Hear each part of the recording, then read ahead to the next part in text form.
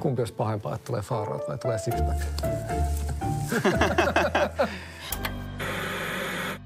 Vuosituhannen vaihteessa ilmiöksi nousi Far Out. Ohjelmassa kilpailijat matkasivat pareittain maailmalla ja tekivät erilaisia varsin absurdeja tehtäviä. Lauantaisin nähtiin, mitä matkajat olivat kyseisellä viikolla saaneet aikaan. Sen jälkeen yleisö äänesti, kumpi pareista saa jatkaa ja kenet lähetetään kilpailemaan pudonneiden tilalle. Ensimmäinen kausi oli Tatun ja Eekan juhlaa.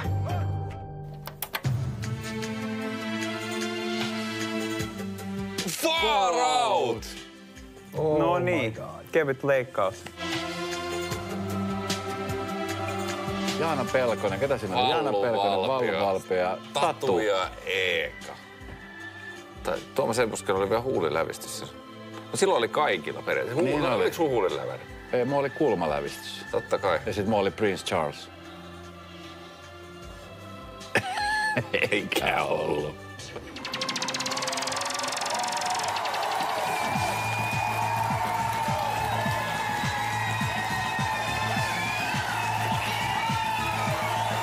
Tervetuloa kaikkien aikojen 3. Far Out-lennolle. Siis Jaana Pelkonenhan on joku siis vampyyri, se on vanhentunut päivääkään. Nämä 2 muuta herrasmiestä on vanhentunut.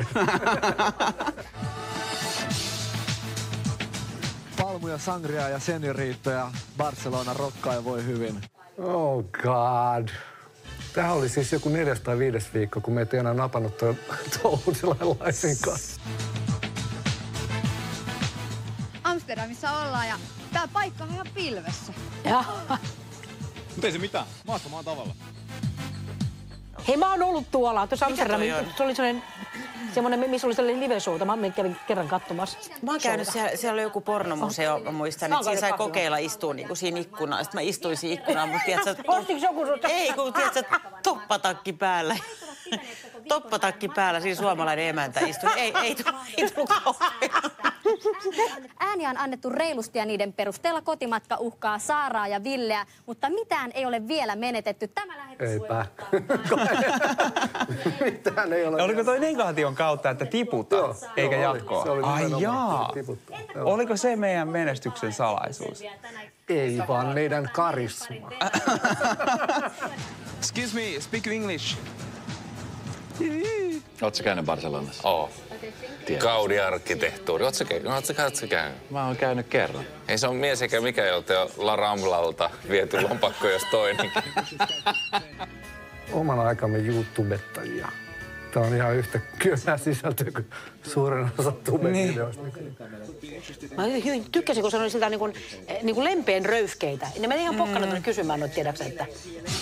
Suomalaiset superartistit Tatu ja Eeka tänään La Ramblalla keikalla nolaamassa koko kansakunnan. Tervetuloa, tuokaa rahaa, me tarvitaan sitä aika paljon. Tossa oli muuten semmoinen, että ehkä niinku teikäläiset mentaliteetistä tehdä asioita. Mä muistan tossa sen. Tiedätkö, se oli niinku, tiedätkö, tosi ärsyttävä juttu, että siihen oli helppo lähteä. Niin se oli vaan semmoinen vaan, että fuck it, nyt let's do it. Tiedätkö, tavallaan, että nyt tehdään.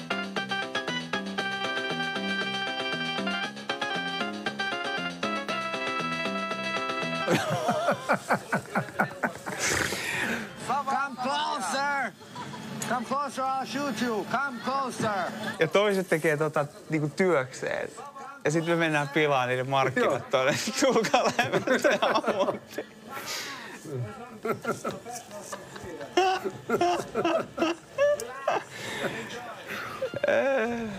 Siis jengi on ihan sairaasti. Jos meillä ei ole mitään hajua, mitä me tehdään. Sitten jengi on, että tästäks tää oli.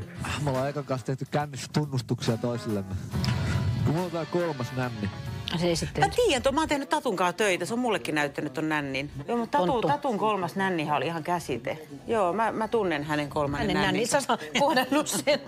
Me ollaan tehty sellainen diili, että jos me ollaan vielä niinku 2 viikkoa matkalla, että mä niinku otan tuollaisen malekin roikkumaan tähän mun 3. nänniin. Ja kuinkas kävikään? Siellähän on.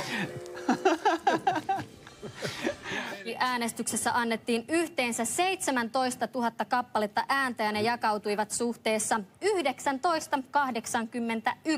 Ja maitojunalla palaavat siis huomenna takaisin Suomeen Saara ja Ville. Kato. No niin, joo.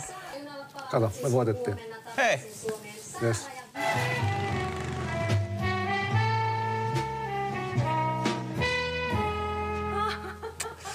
Tää loppu. Tuo on täydellinen.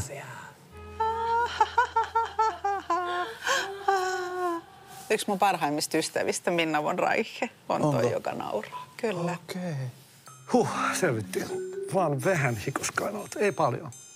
Mutta tuossa huomasin, että joku niistä oli semmoinen, että niinku vitutti. Tiedätkö, niinku, ihan se näkyykin. Joo, kyllä. Se varmaan se eka pätkä just silleen, että oli jo vähän silleen, että voisi lähteä himaan. Ei mitään ideaa, mitä me tehdään. Mennään tonne tekemään jotain.